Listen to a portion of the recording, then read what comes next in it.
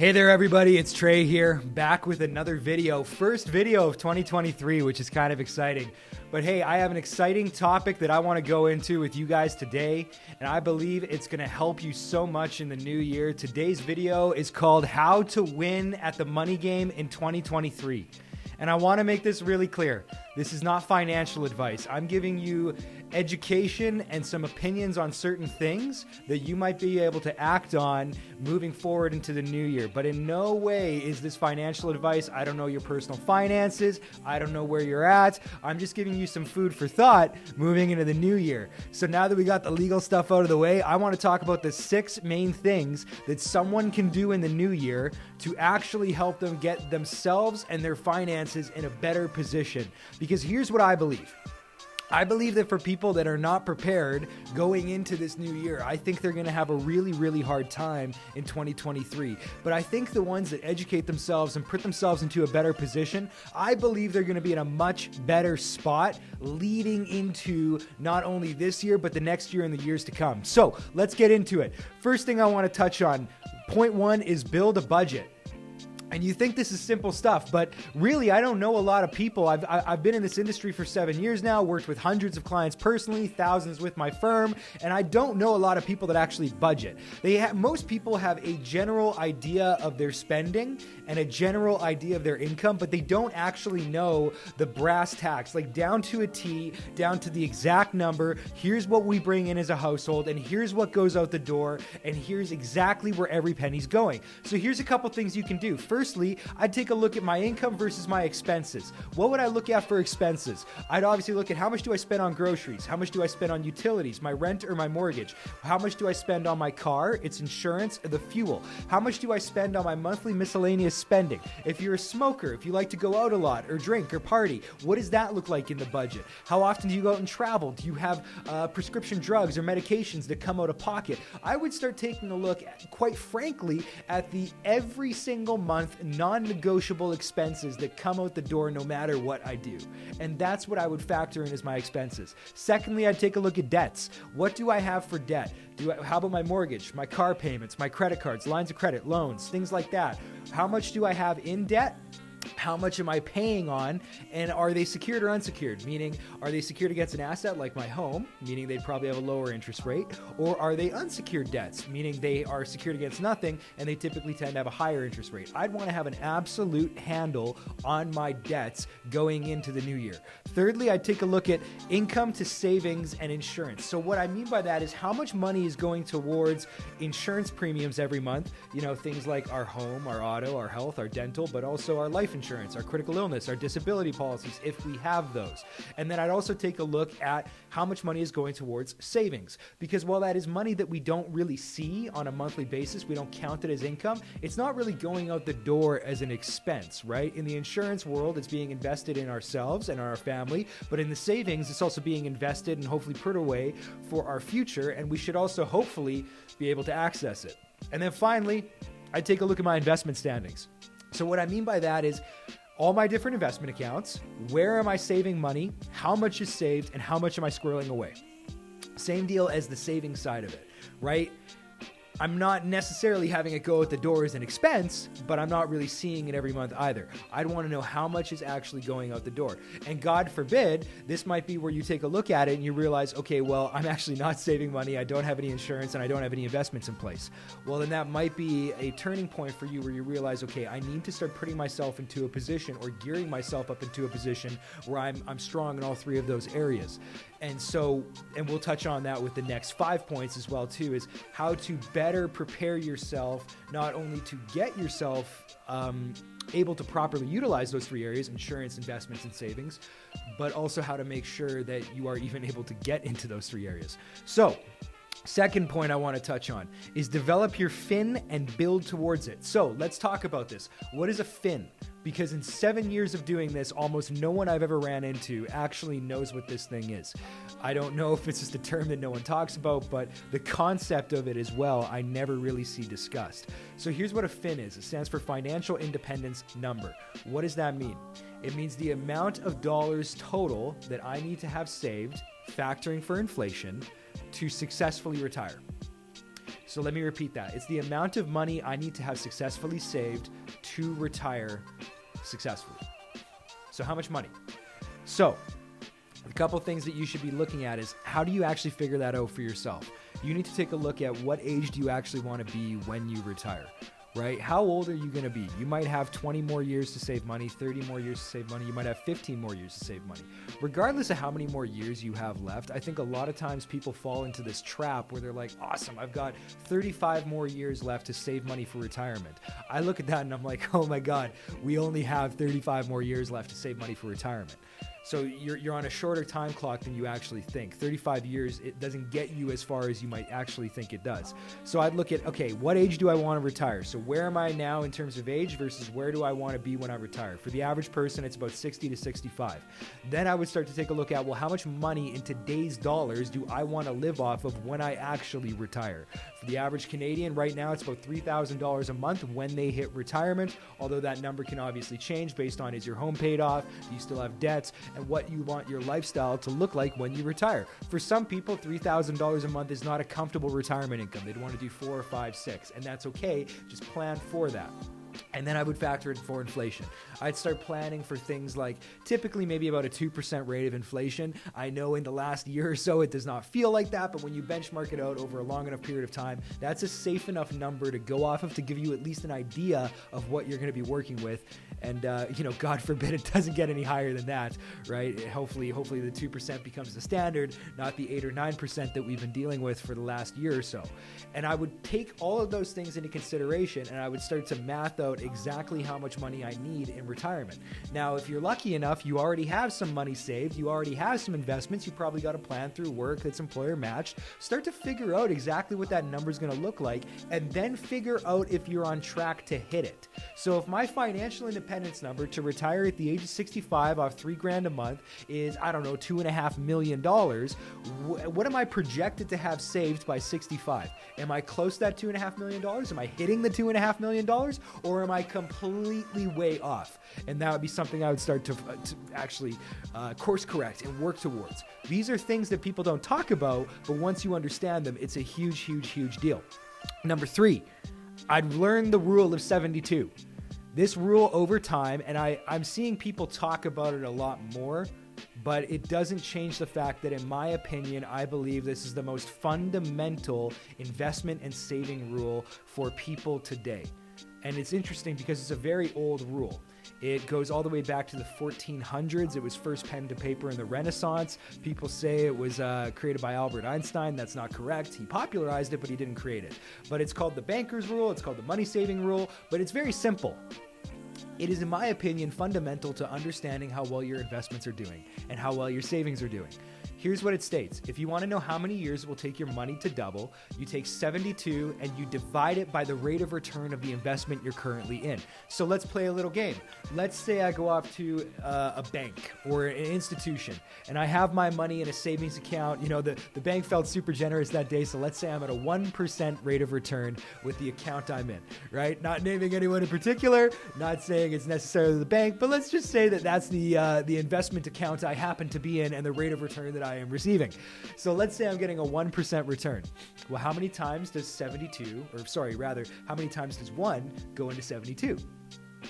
1 goes into 72 times, which means it'll be 72 years before my money doubles a single time.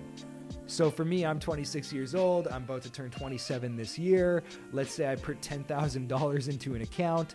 I'll be dead before I see that money double a single time. I'll be dead before I see that 10,000 turn into 20,000. And this is very, very, very important because it helps you have an understanding and a grasp of where your money is invested and how it's actually going to perform for you.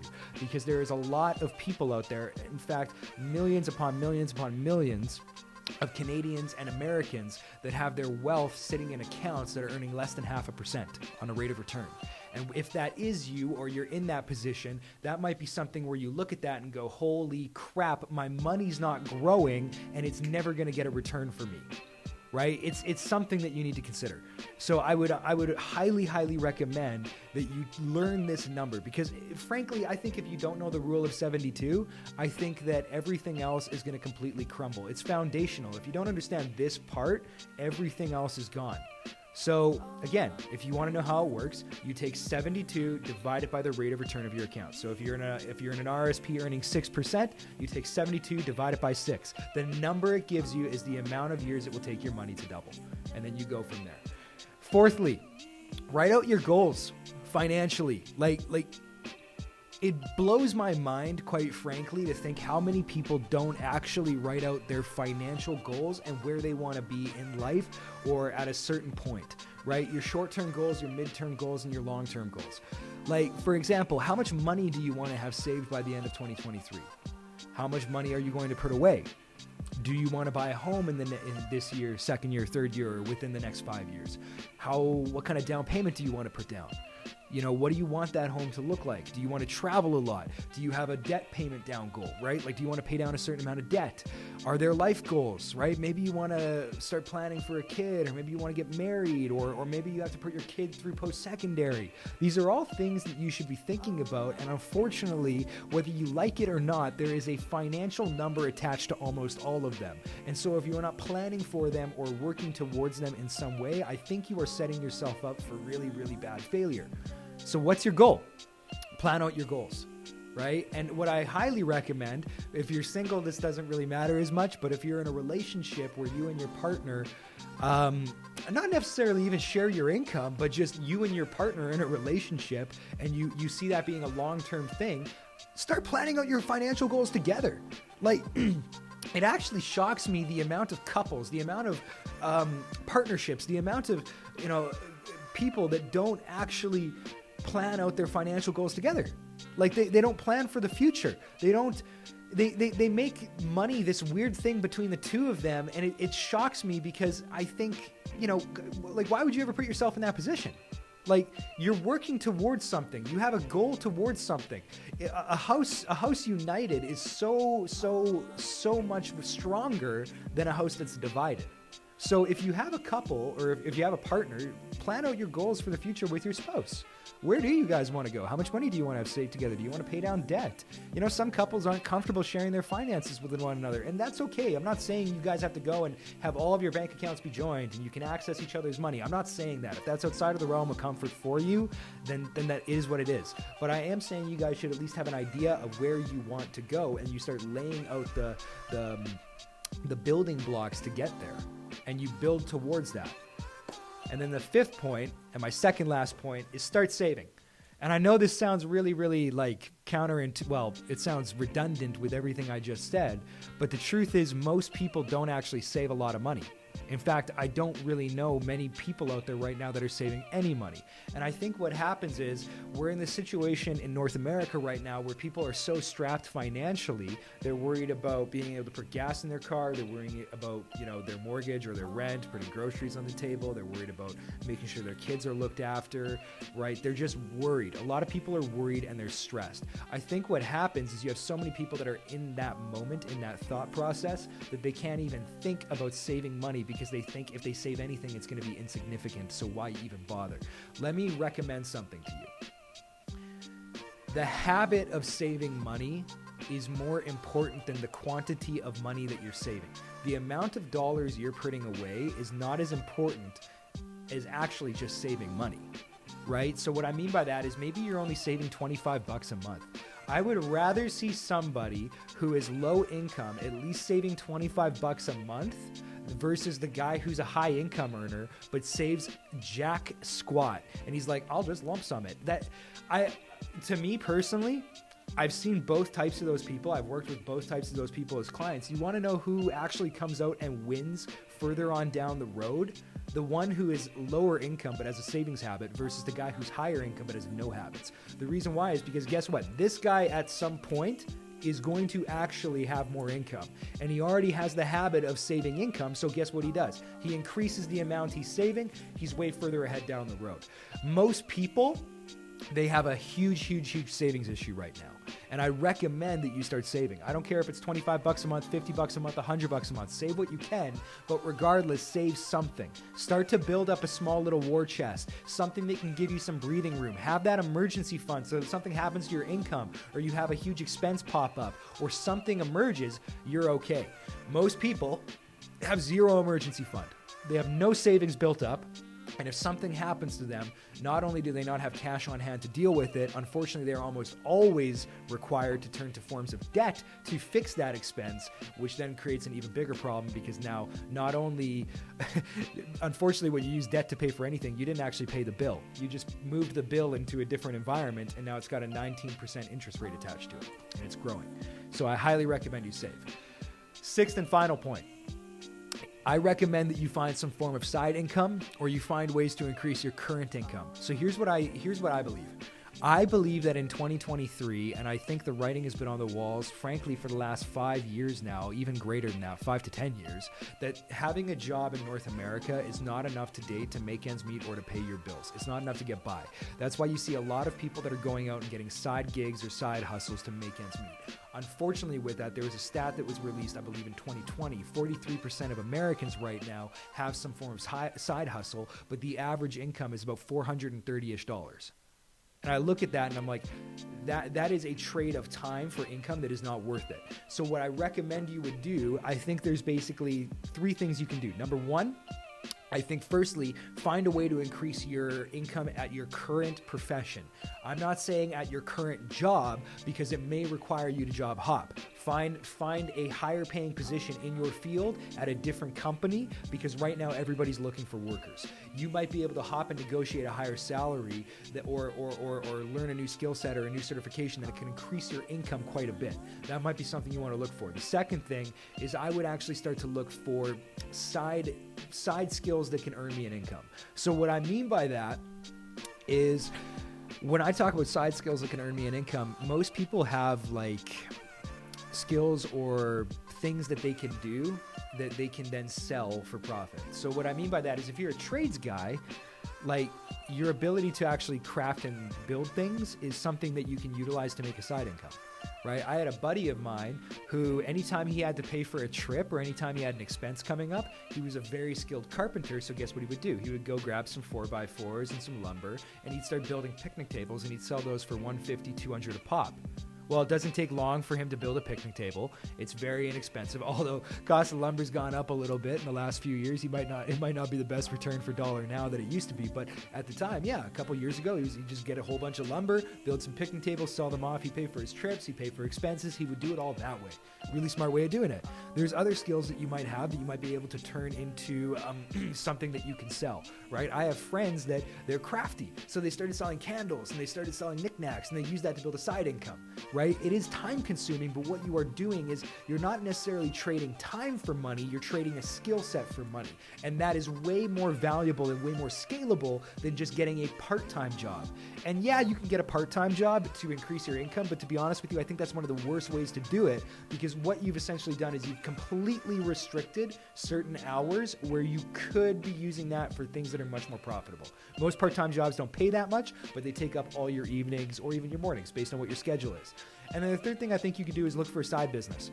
Right, there are many side businesses out there now where you can actually take a look at and get involved with, where you can make an income. I don't necessarily want to be involved in a side hustle or a side gig where I'm having to put hours upon hours upon hours into it to make pennies on the dollar, $430. But I do like being involved in things where I know that I can make a real income and it's actually a real product and it helps people. So there are side businesses that you can do. Maybe you start something up with a friend. Maybe you start taking a look at, I know people that go off, it's the Gary Vee thing, but they go off to garage sales and they flip things, right? There's different things that you can do. There are different forms of hustles you can get involved in. I know people that work with Instacart or DoorDash that actually make a considerable amount of income, or people that drive with Uber that make a considerable amount of income. I'm not talking about like going and selling protein shakes and freaking yoga pants, but I am talking about being involved in side gigs that you can utilize your time wisely and make a good side income. And I think that will help put you in a way better position. And if you do that, guess what? You start to budget yourself a lot better. You start to understand your investments, make a good side income. You start to build savings. You are now putting yourself into a position where you're utilizing those other three areas that I was talking about: savings, insurance, and investments, right? Saving for the short term for emergencies to make sure you're okay, or to facilitate, short-term purchases, home, wedding, things like that. Getting insurance to make sure your family and loved ones are taken care of. You can also utilize it like an asset class, right? You can leverage it. And then finally, of course, lastly, investments, long-term savings, creating wealth transfer within your family, being able to retire.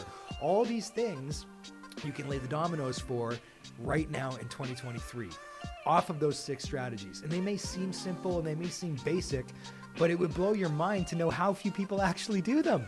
Nobody really talks about this stuff. Nobody's really putting it into practice. Everybody's talking about these way out there financial concepts. I'd rather most people just boil it back down to the basics and build some strong habits first before you start worrying about the other stuff. So, with all that said, I appreciate you guys for watching this video. I hope these 6 habits help you out a lot in the new year. Here in 2023, I believe fundamentally that if you are unprepared, this year is going to be quite tough.